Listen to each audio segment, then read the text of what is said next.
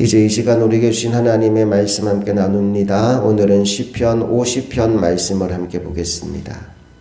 시편 50편 1절부터 마지막 23절까지 말씀을 교독해서 봅니다. 전능하신 이 여호와 하나님께서 말씀하사 해 돋는 데서부터 지는 데까지 세상을 부르셨도다.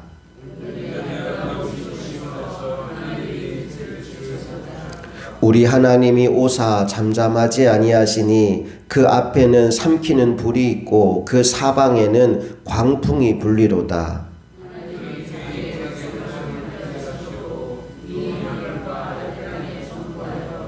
이르시되 나의 성도들을 내 앞에 모으라. 그들은 죄사로 나와 언약한 이들이니라 하시도다.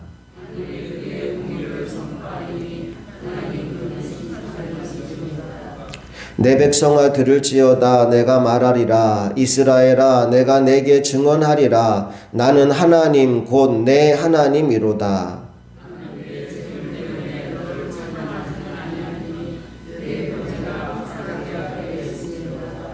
내가 내 집에서 숫소나 내 우리에서 수점소를 가져가지 아니하리니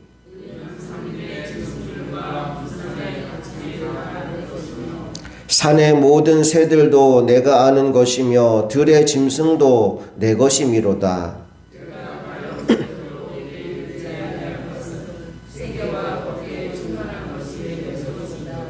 내가 숫소의 고기를 먹으며 염소의 피를 마시겠느냐.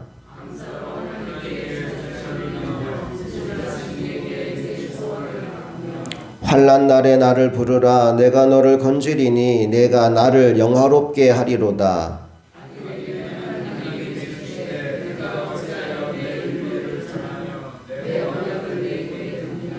내가 교훈을 미워하고 내 말을 내 뒤로 던지며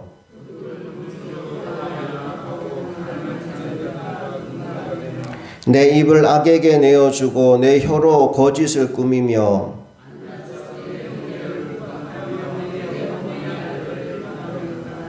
내가 이 일을 행하여도 내가 잠잠하였더니 내가 나를 너와 같은 줄로 생각하였도다. 그러나 내가 너를 책망하여 내 죄를 내 눈앞에 낱낱이 드러내리라 하시는도다.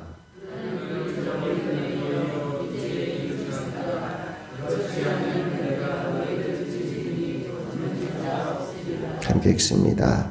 감사로 제사를 드리는 자가 나를 영화롭게 하나니 그의 행위를 옳게 하는 자에게 내가 하나님의 구원을 보이리라. 아멘.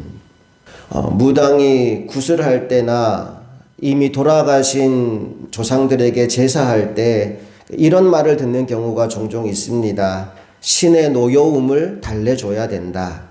신을 소홀하게 대접하면 서운해서 복을 주지 않고 재앙을 내린다. 이런 종류의 이야기지요.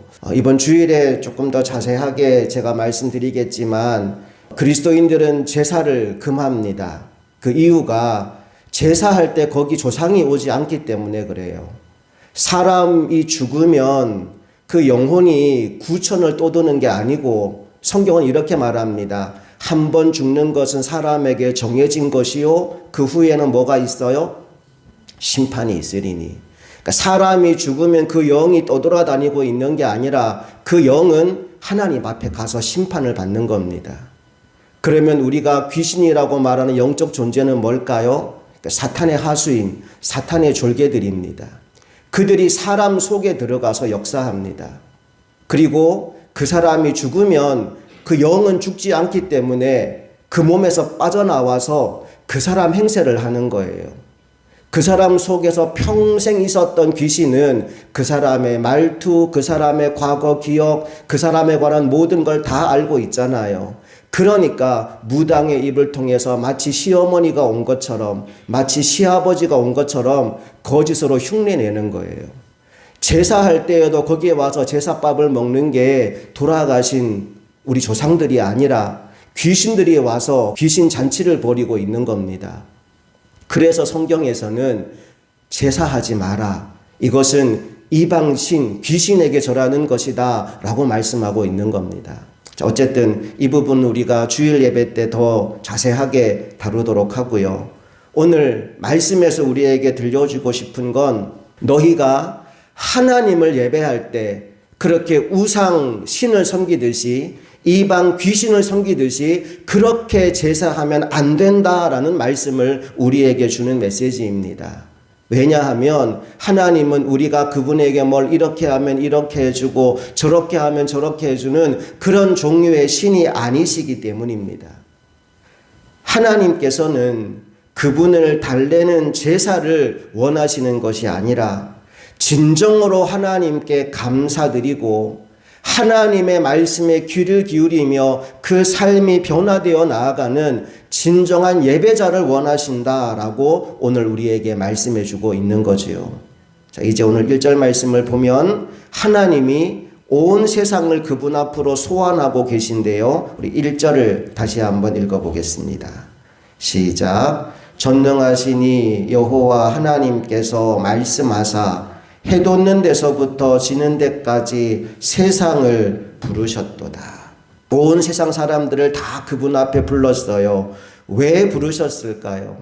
4절 말씀을 보니까 자기 백성을 판결하시려고 부르셨다라고 합니다. 우리 4절부터 6절까지를 같이 읽어볼게요. 시작. 하나님이 자기의 백성을 판결하시려고 위 하늘과 아래 땅에 선포하여 이르시되 나의 성도들을 내 앞에 모으라. 그들은 제사로 나와 언약한 이들이니라 하시도다.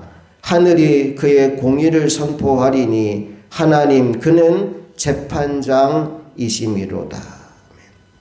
재판장 되신 하나님이 이 땅의 모든 이들을 특별히 성도들을 그분 앞에 모으셨습니다. 여러분 한번 대답해 보세요. 칭찬하려고 부르신 것 같아요? 혼내려고 부르신 것 같아요? 예, 오늘은 혼내려고 부르셨어요. 그런데 혼을 내도 무조건 혼내시는 게 아니고 일단 잘한 거 칭찬부터 시작하십니다. 7절, 8절 말씀을 읽어볼게요. 시작. 내 백성아 들을지어다. 내가 말하리라. 이스라엘아 내가 내게 증언하리라. 나는 하나님 곧 내 하나님이로다.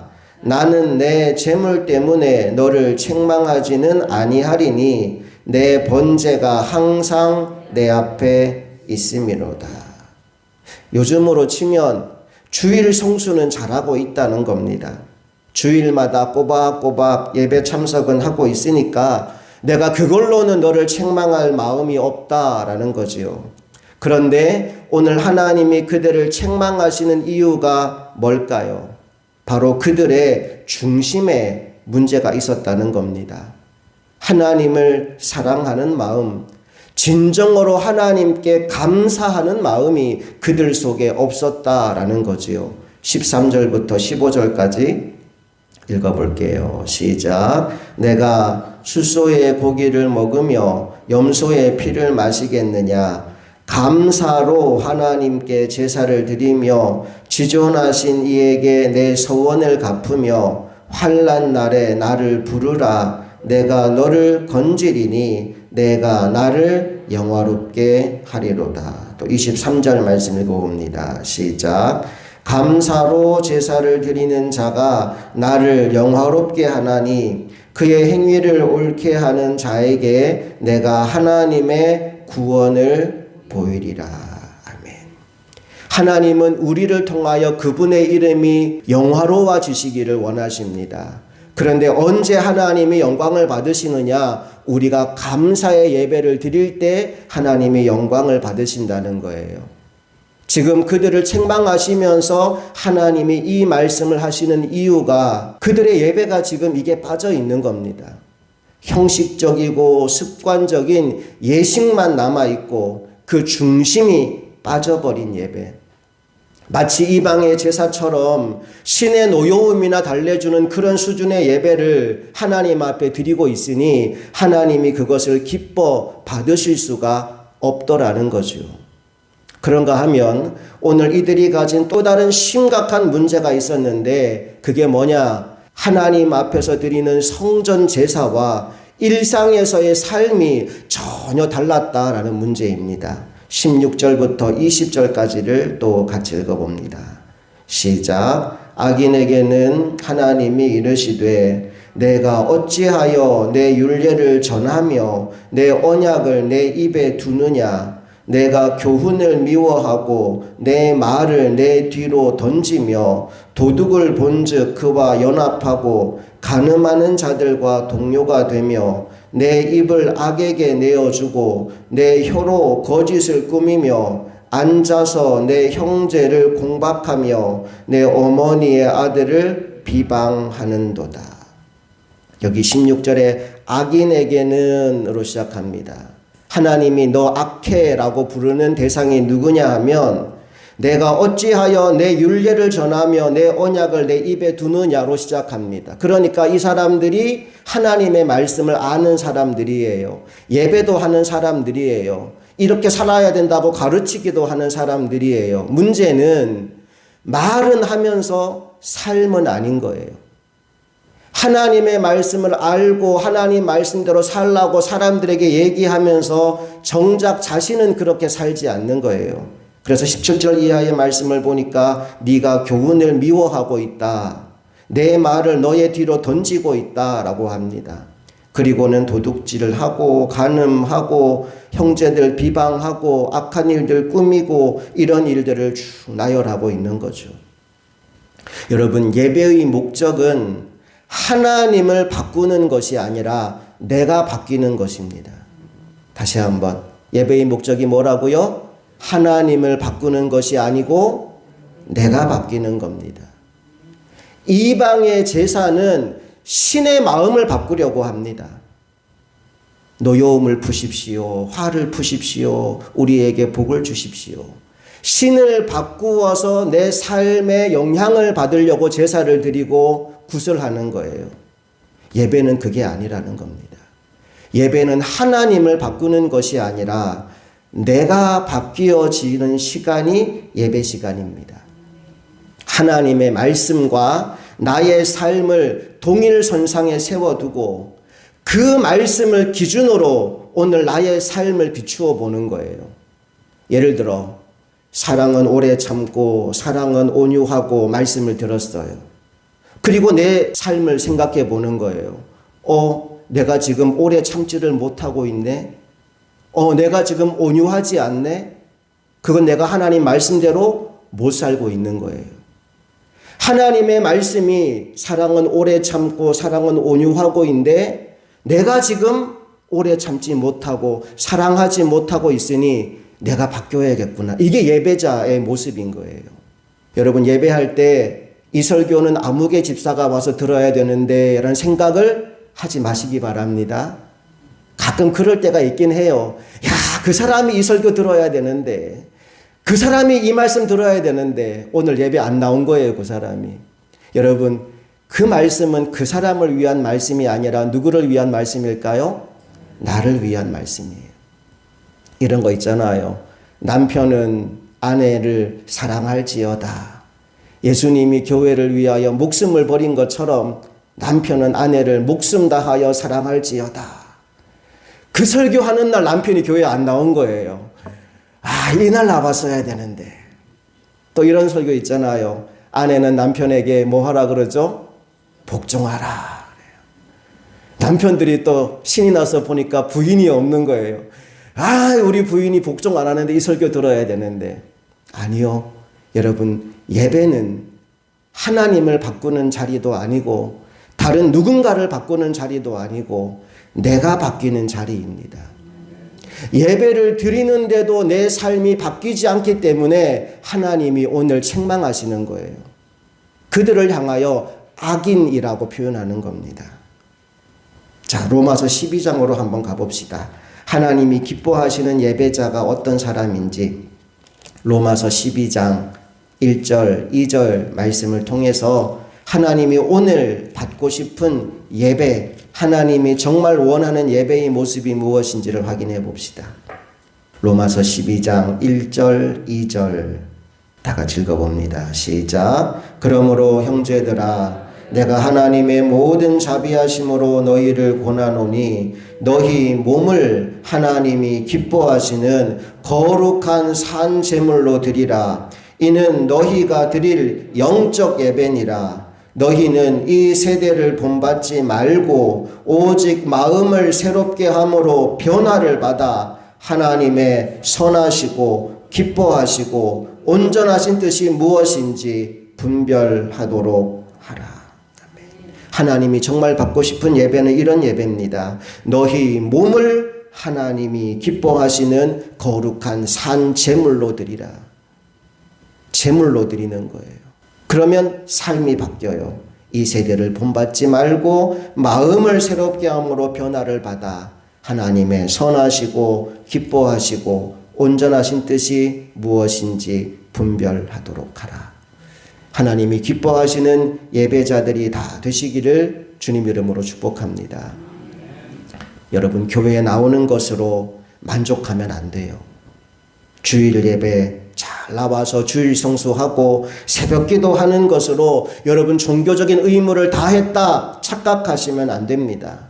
삶이 변화되지 않으면 그 예배가 아무 소용이 없는 거예요. 본문에 돌아와 봅시다. 21절, 22절. 삶이 바뀌지 않은 악인들에게 주님이 뭐라고 말씀하십니까? 함께 읽어봅니다. 시작. 내가 이 일을 행하여도 내가 잠잠하였더니 내가 나를 너와 같은 줄로 생각하였도다. 그러나 내가 너를 책망하여 내 죄를 내 눈앞에 낱낱이 드러내리라 하시는도다.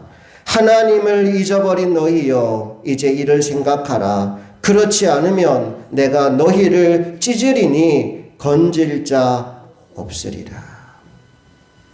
하나님을 잊어버리고 말씀을 잊어버리고 내 마음대로 살아가는 이 악인의 삶이 아니라 하나님의 말씀을 오늘 나에게 적용하고 그 말씀이 때로 나를 아프게 찌른다 할지라도 철저히 회개하고 그 말씀대로 살아가기 위해 몸부림치는 하나님을 영화롭게 하는 예배자들이 다 되시기를 간절히 소망합니다. 이제 마지막 23절 오늘 본문의 결론 말씀을 읽고 말씀을 마무리합니다. 다 같이 시작. 감사로 제사를 드리는 자가 나를 영화롭게 하나니 그의 행위를 옳게 하는 자에게 내가 하나님의 구원을 보이리라. 하나님을 영화롭게 하고 또 구원의 은혜와 감격을 날마다 누리며 살아가기 위해 필요한 것 두 가지가 있대요. 첫째, 감사로 제사를 드리는 것. 형식만 남아있는 예배가 아니라 내 마음을 드리는 예배. 하나님께 정말 감사합니다. 오늘도 주의 전에 나오게 하시고 예배하게 하셔서 너무나 감사합니다.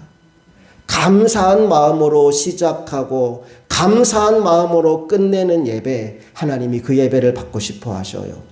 물질을 많이 드리는 예배가 아니라 진심을 담아 드리는 예배, 하나님이 그 예배를 원하시는 겁니다. 두 번째는 삶의 변화예요.